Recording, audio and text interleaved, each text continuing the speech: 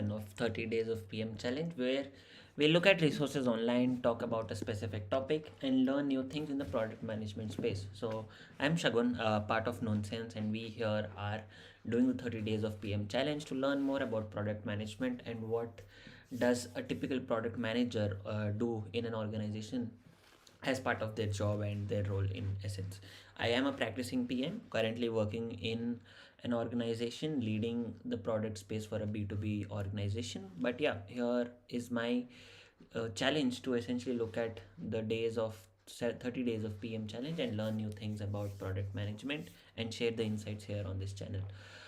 Today we are looking at design thinking as a concept. Yesterday we looked at product thinking and how continuous product discovery is part of the process for a PM when building new features and having feature requests and ideas generated from your customers. So today we are a step ahead in our process and now looking at options of how do you actually look at the problem, take the problem at your hand, and design solutions that are accessible to your users. So, in summary, this is you could say an extension of product thinking and how that works. And part of building products is thinking about design and features that are accessible to all users, existing and new, and making it easy enough for them to understand and not requiring a lot of effort or hand holding as part of the process.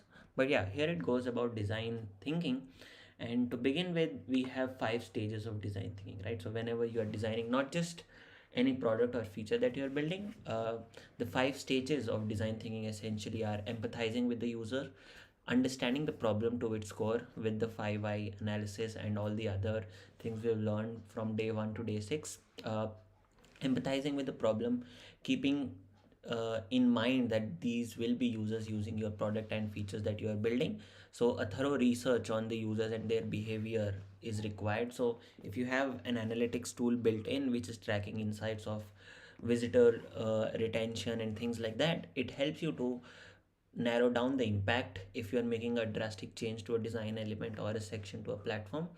It gives you the flexibility that any drastic change would mean users having to adapt a new behavior, right? So it has a change in their normal behavior of using things. So you have to empathize and keep that in mind when building new designs or new features that are being added to your product. The second step is essentially defining the problem and how would you like to define these problem statements into design iterations. This will be an iterative process, just like product thinking and product discovery. And design thinking, in essence, also does that, where you define, for example, you envision a certain way of doing things, and then you accumulate all the information. You have all the observations from feedback from customers. You iterate and go back to the problem statement and see if things are defined and are designed the way they were meant to, making sure that it's easy enough for all the customers to understand and build on top of, because a key metric for adoption of a new feature is how easy it is to get started with, right? And you will only get feedback once users start using the product, and making it easy enough or making it approachable for customers and not making it complex in a sense helps when you're doing the design thinking and design process of things. Then the step 3 is essentially ideating. As mentioned in the article here, this phase of design thinking is developing solutions to the problem, which you could tie both product thinking and design thinking together in a sense, because as part of solving for the problem that you have at hand, you will obviously create mockups and have iterations of things being built as part of the process, and you will ideate on how you could probably, there might be a component that you could use existing way of doing things, or if the feature that you're trying to do is very new and does not have any previous mockups or previous iterations of something similar built in the platform, you might have to start from scratch there, bring in new design elements and new components into the picture, which will involve conversations with also your UI designers and also your front end engineers who will actually be building the product, right? So part of the ideation process is thinking of ways of how a problem could be solved through some design iterations. And a lot of the times as it begins, it's also by brainstorming and putting things together, having options and building iterations of that. But yeah, here it's also mentioned how important brainstorming sessions are, and these ideas from multiple stakeholders can eventually build the best out of it, right? Because as a PM, you have multiple things to take care of, and having brainstorming sessions like these will help you understand and get to the best route possible much quicker than having spent a couple of hours on just building mock-ups and having options being reviewed or at a later stage, which if it doesn't go well, it ends up wasting your time and also the other stakeholders involved. So it's better to have these brainstorming sessions in the early phases as well, and also talk to customers and get their feedback of what do you feel like is a better way to do it. Have this, are there other tools that they use as part of their workflow that solve for their problem currently, or is there nothing that they see in or can provide us references to as part of their workflow? So yeah, taking all these things into consideration, the step three is essentially ideating and looking at options of how you would build a solution for a particular problem at hand. Then step four is prototyping, pretty straightforward. You build prototypes, and prototypes are essentially can be as simple as a pen and paper diagram of things of how you feel like a flow from start to finish looks like. For example, a user is trying to log in to a website, right? If you have, you then start building prototypes of how you see, for example, the login page to look like. What sign in options do you provide? You will create prototypes of having like a blank you can have a blank page which just has three buttons telling you to having options to sign in via X, Y, or Z, or you can have like a username password thing there. You could also have like an image or a banner to the right hand side and have like a social login options on the left and iterate through that, or like a carousel. So there are multiple options. This is just an example of a login page and the ways you could do it. So prototyping these things and visualizing in essence helps a lot in all of these in the design thinking phase, because at the end of the day, right, you are looking at the best way to support your team, and providing them requirements in just a form of written text does not really help. Having mockups gives clarity to all the stakeholders involved, because at the end of the day, once the thing has been delivered and has been built, you have something to go and look back to and reference that, do these match what I expected, do the end features match how I expected it to be, and if it doesn't, you have the proof that I would like to have this element which is missing to also be added, which was not done. So prototyping in a sense helps multiple ways. It helps keeps requirements in check and keeps everyone at the same page in terms of what is being built, and any sort of inconsistencies and confirmations and things on understanding the scope of the implementation is cleared out at this prototyping and through the prototyping stage in a sense. Stage 5 is essentially testing. Testing these prototypes is essentially done by the QA.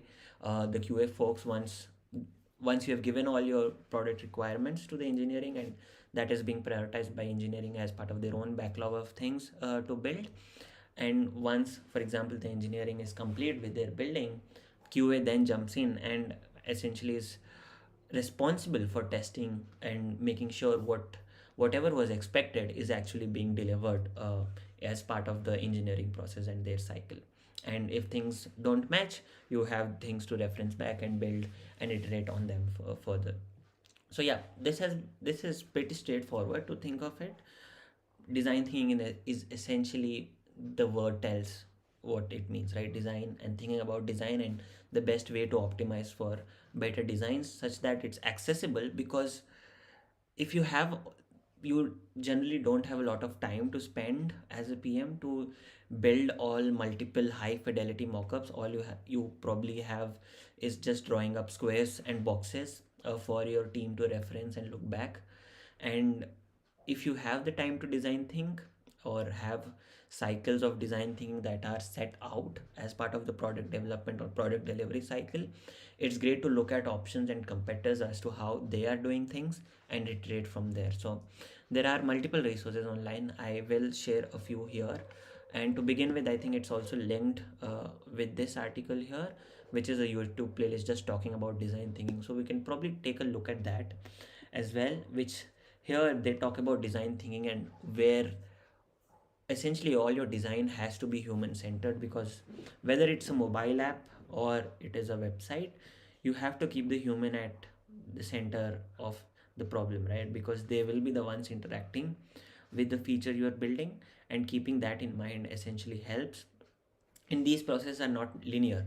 Sometimes you build some prototype, get it validated, get everyone's approval and build it, and through customers also they are happy with that. But at a certain point of time, after for example a few months, customer comes back to you that there has been an update to a workflow where they also would like X feature to also be added, and for that to be accommodated in the current process, you probably have to iterate the design again.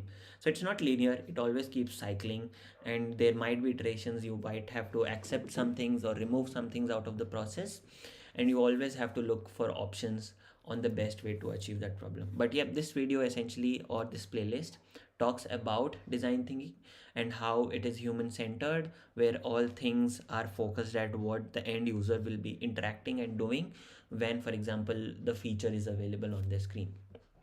But yeah, I think we can look at the first few minutes of this video and what they talk about it, and then move on to the other resources. I'm Professor Hastings, and I'd like to give you a brief overview of the design thinking process and methods.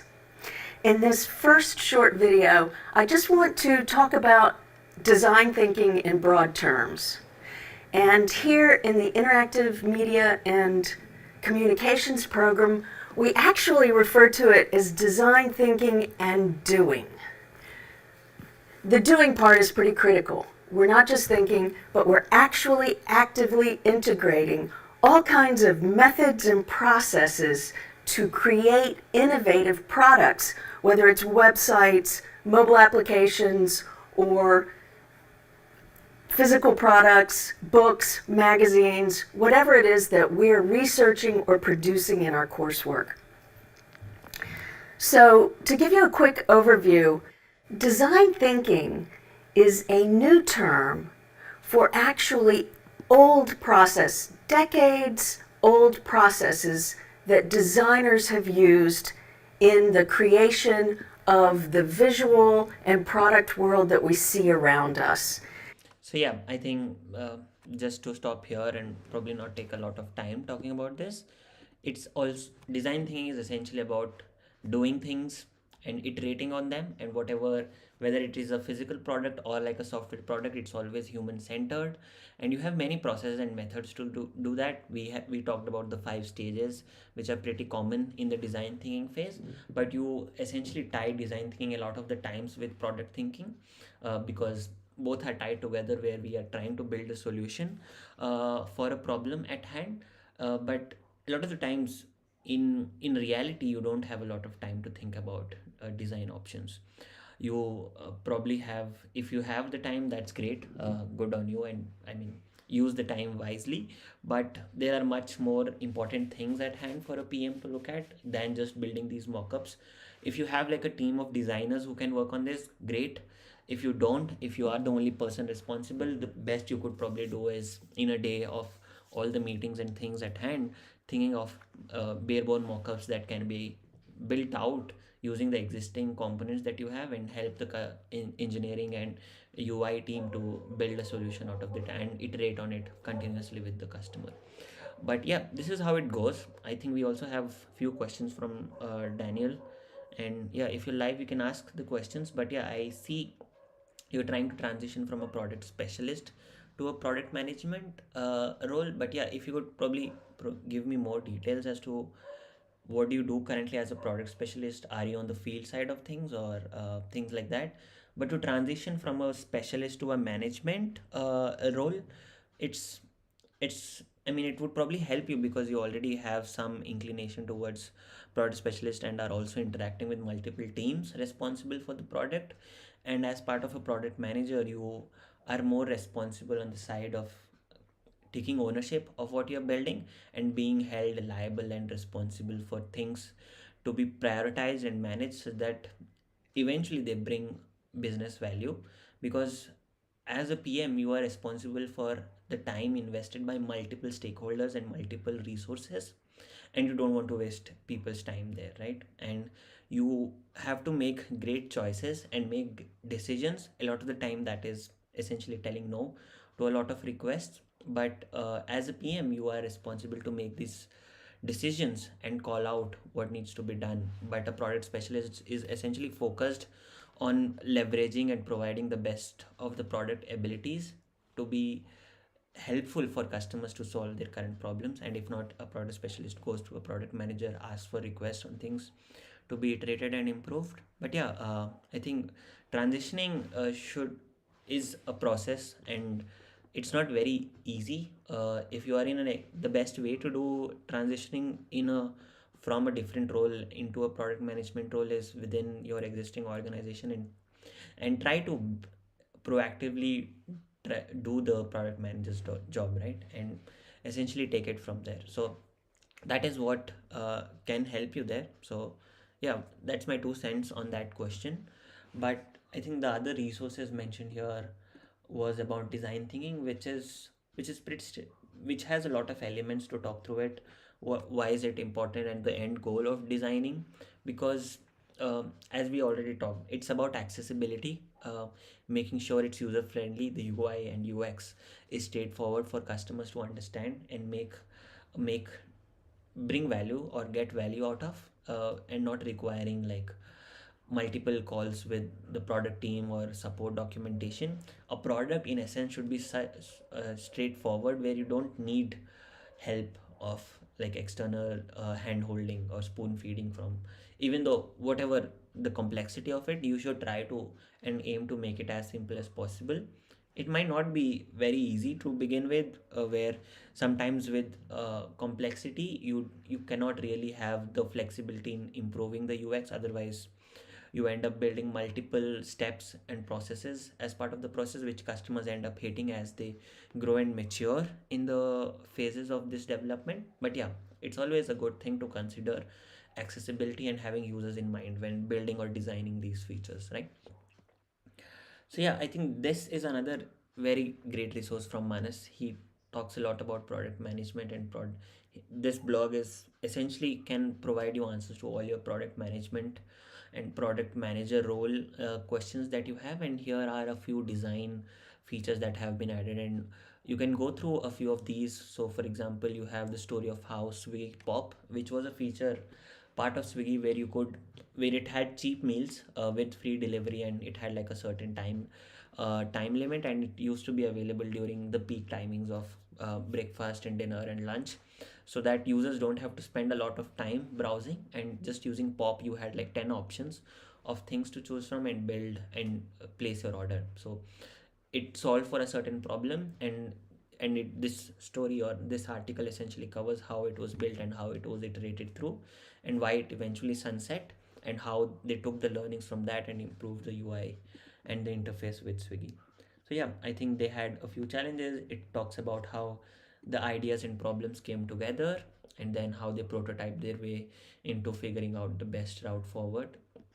So yeah, this is a timeline view of how the feature panned out, how they built interaction within the platform, where they didn't want to hamper the existing flow but also provide options to existing customers where they could easily place orders and go from there. Another important resource in terms of design and how UX and user behavior in general works across platforms, because there are multiple frameworks in a sense. Or you also might have heard about dark patterns that get introduced by customers and by product teams, such that they can improve a certain metric within the product. So yeah, growth.design is a great resource. They send out articles and essentially very interactive posts that you can walk through and learn psychology, user behavior, and how you probably have to they diagnose this, they figure out a problem that is already in, for example, a certain product, and how the product team via design has aimed at solving it. If done better, they talk about how things could be improved, and if they were bad and the experience was bad, they talk about that as well. So this is another great resources that you can follow. But in a sense, with design and design in general, a lot of it has to do with interaction, accessibility, the behavior, and how you can just make it second nature for a customer to start using, right? Because every time, for example, we look at the messages icon, we understand what it is meant to do. Or like a keypad is essentially you understand the UX, you know it's used for making calls, and it's pretty much second nature for us and second behavior, and it flows naturally now because it has become a habit for us over a period of time. So with design and with products, you have to always aim for that. And the case studies here in Grover Design essentially help you in making ways of how you could look at examples from multiple products and bring take the learnings from there and add that to your own product. But yeah, I think these do pretty well in terms of design thinking and help you iterate and improve on your design skills in general when building solutions and solving for problems, and take it from there, and build a better product in a sense, right? And here are a few other resources from AppQs which talks about aha moment, which is a very important metric.